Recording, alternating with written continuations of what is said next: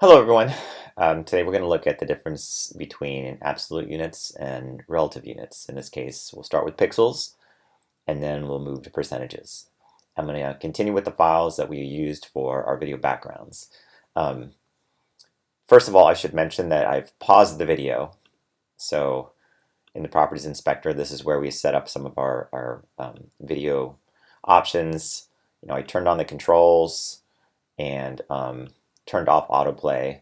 If you recall, when we had those things set and we previewed it, and actually it says pause for a moment, but um, it looked like this, and that's a little bit distracting when I'm trying to do a demo. So I have gone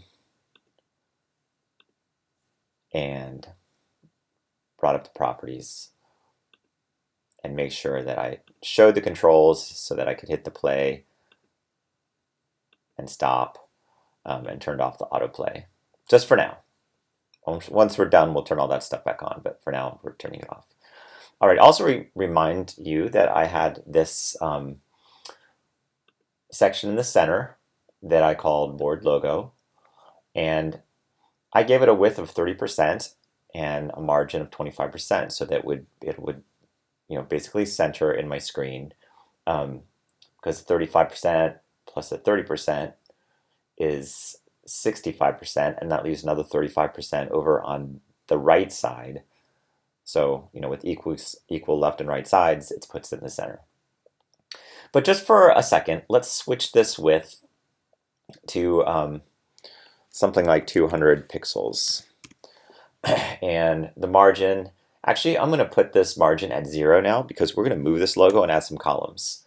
And I'm going to take this and put this at 0 as well, because I want that up there. Now you're probably thinking, wait, why is this box so small? Well, I told the box to be 200 pixels, but this logo word is bigger than that. But the first thing I'm going to do is swap out this logo word with an actual image. So I have added into my files this Wheelgood PNG, and I can just go to my insert menu and say insert an image and do the Wheelgood PNG and then say open. And it completely missed. No, it didn't. I take out the word logo. And again, it's actually in that box, but because the box, now here's a weird, interesting thing. It has a 200 pixel width because I specified that in my CSS designer. And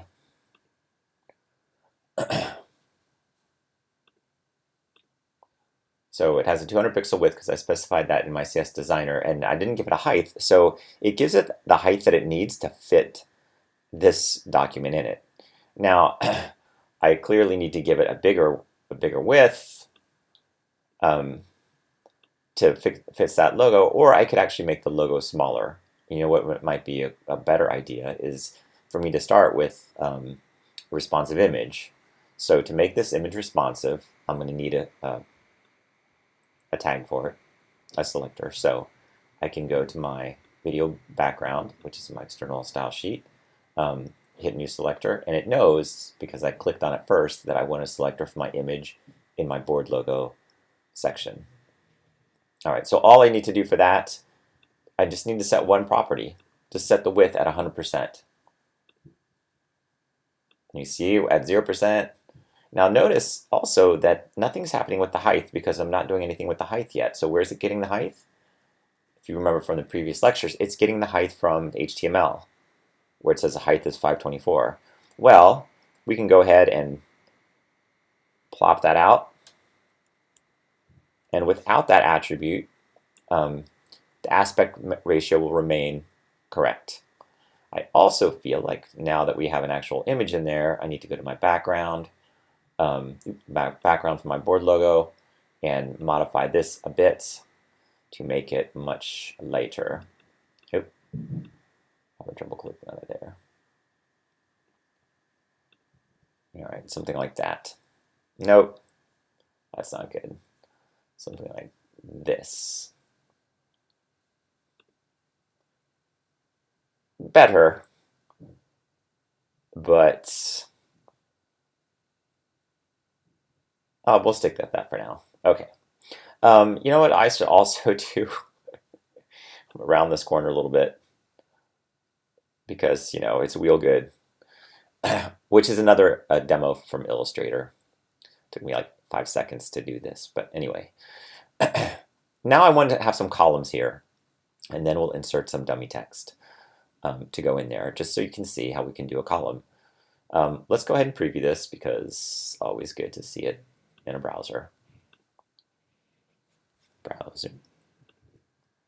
So it looks like that.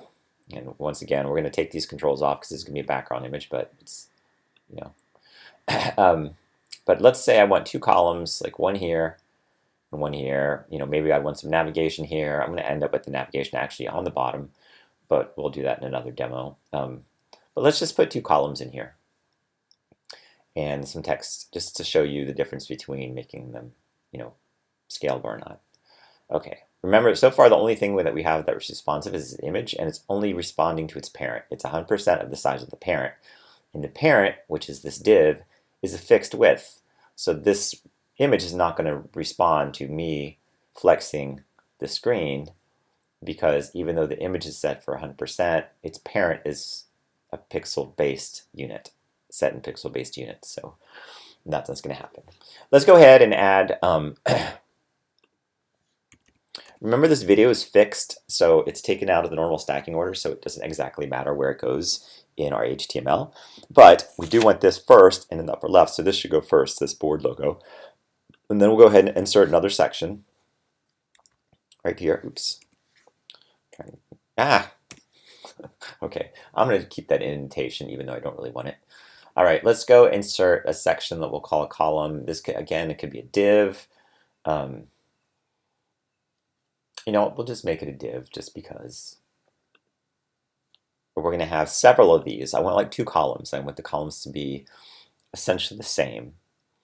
And I'm going to do a little trick also where we use another column that's basically invisible. It's just going to have a width, but we're not going to put anything in it. Just to use this like a little flexible container that we can increase or decrease the size of. We've done this before with horizontal items. Especially when we meet our anchor links. But we'll go ahead and call this like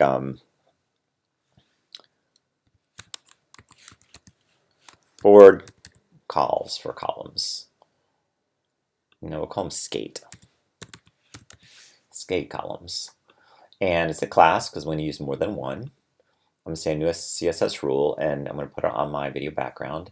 And I'm just going to say it's a box. And again, we're going to give it pixels and height of like 800. And we're going to want some padding in there because, oops, don't want to put the pixels in there, GF. There we go.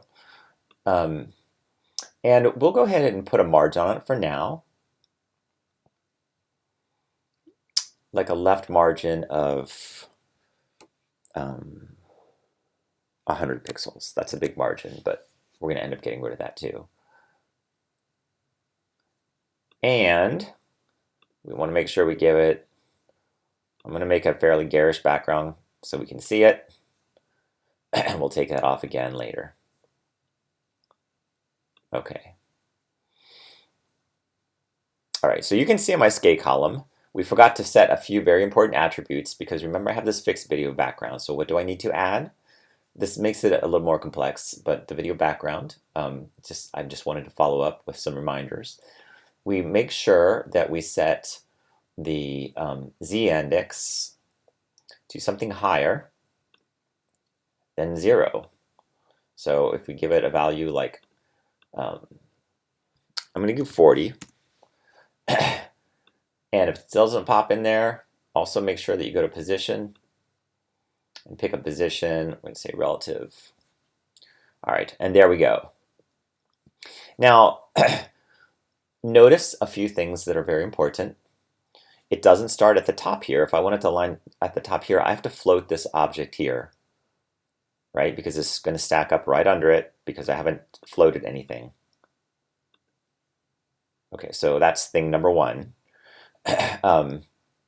So we can go to our board logo and we can say float that left. Okay.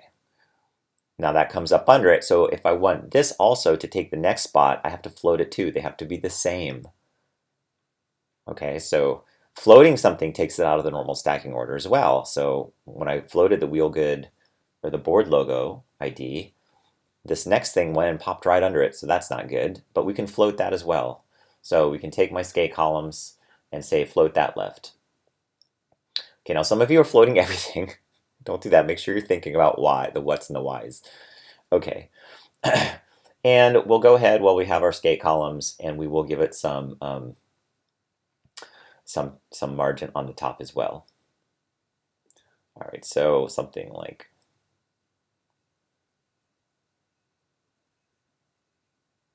like 100. Okay, there we go. And I wanted 2 of those. So you know what? Instead of going and inserting again, I already have the rule made for them. I'm just going to take this div class skate calls, copy it to my clipboard. I think I copied that, line 11, copy. Hit return, stick a new one in there. All right, I can have as many of these as I wanted. In fact, let's just do 3 just for funs. And here's what a lot of students do is they design for the screen. Hopefully you're not doing that anymore. And then are surprised on a different screen. But remember, everyone has different monitors. Some people are on laptops and blah, blah, blah. So right now it looks like this. So that's not responsive. What's happening, as you would recall, is that because these things are floated, the one is just kicked down to the next layer when my screen gets smaller, but the width of them stays exactly the same.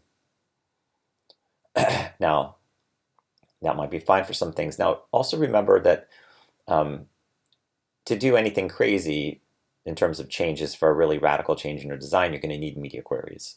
All right, we're just trying to make this responsive to like something that's basically like a laptop resolution or the projectors in our school labs, which aren't that great. Have it fit that, have it be responsive to that. And if we have a really large monitor, maybe make it responsive to that so we don't have this weird gap at the end here. Okay.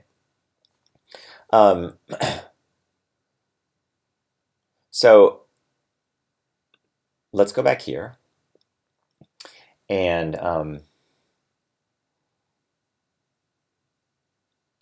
make a few changes.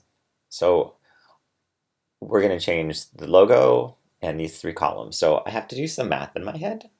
What I would say is make a diagram. I actually have a diagram here. I haven't checked the diagram in terms of like actual numbers, but we're gonna go for it.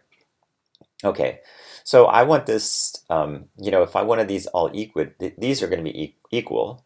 So maybe these are 20, 40, 60,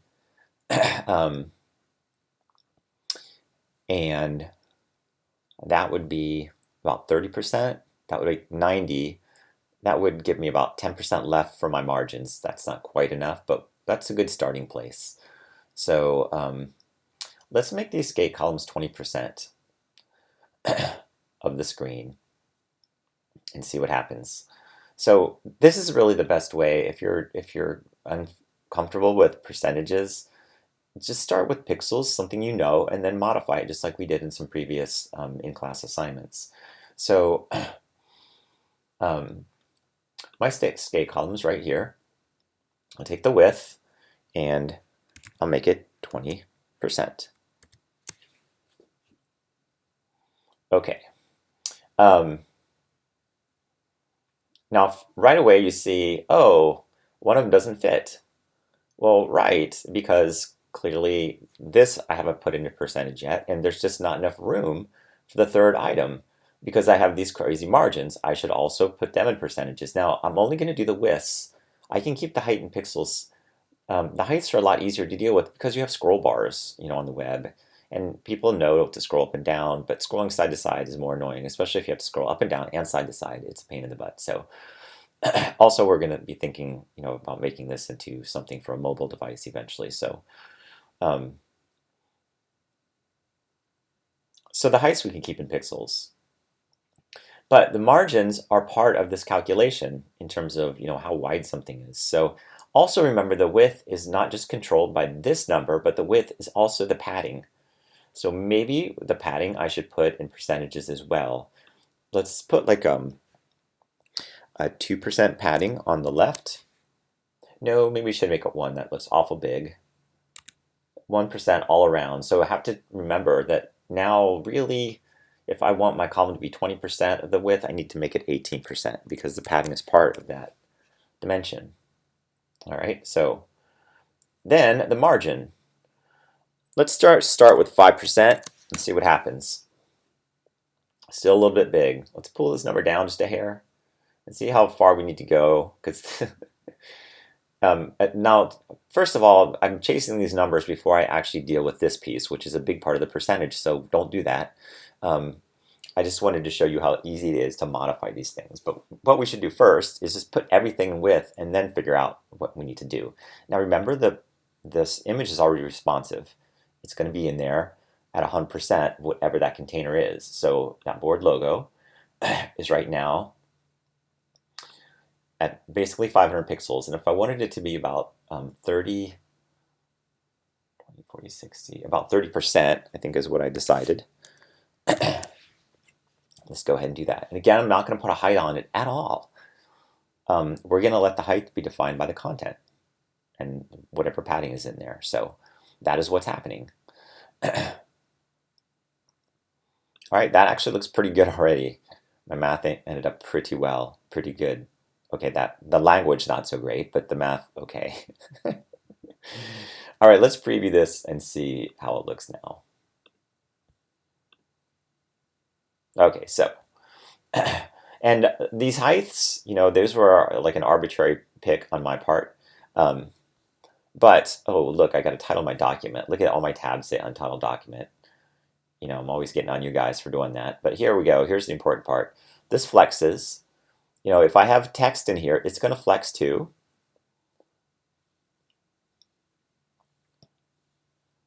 I mean, text, as long as you don't have any breaks in there, unless you want a paragraph break or something, that works out really great. All right, so let's jump back to Dreamweaver and we will title our document, and we'll call this "We Love Responsive Design!" Exclamation points. All right. So next time I preview that little tab will say "We Love Responsive Design." If I bookmark it, it'll say "We Love Responsive Design Demo."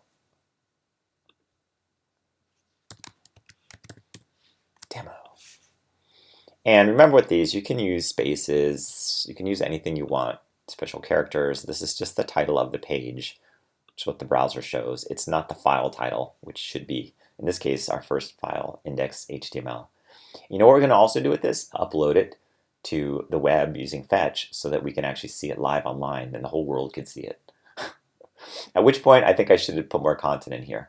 But last but not least, if you take off, let's add some more content to one of these, period. And then, since I can't type for crap, or since I type real slow, I'm just going to type fake keywords, period. We, period. We, period. Period. Okay. And we're going to go ahead and wrap that in a paragraph. We'll just say paragraph. It's somewhere in here, right here. And we're going to say wrap this stuff in it. So that puts the little p tag. Oh, it didn't do it exactly like I wanted. I'm going to undo that.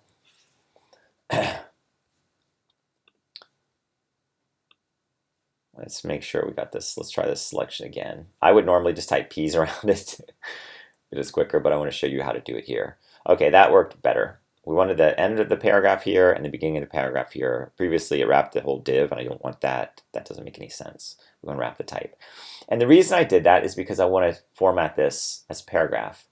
And that means I can go to my CSS designer, hit a plus. It knows I want to do the paragraphs in my skate columns. If I want to do all my paragraphs on my entire website the same, then I could hit the up arrow key and make this just for P, but I don't know if I want to do that yet or not. So I'll do this. Mostly this is all going to be type. Let's do my type as, let's make it white just so we can see this happening. And notice this is not changing and this is not changing. Even though these are the same classes, I'm not applying this selector to my skate columns. I'm applying it to a paragraph. So it's only affecting what's wrapped in P tags, so just this stuff. All right, I'm also going to keep it aligned to the left because it's a paragraph and no one's jagged edges.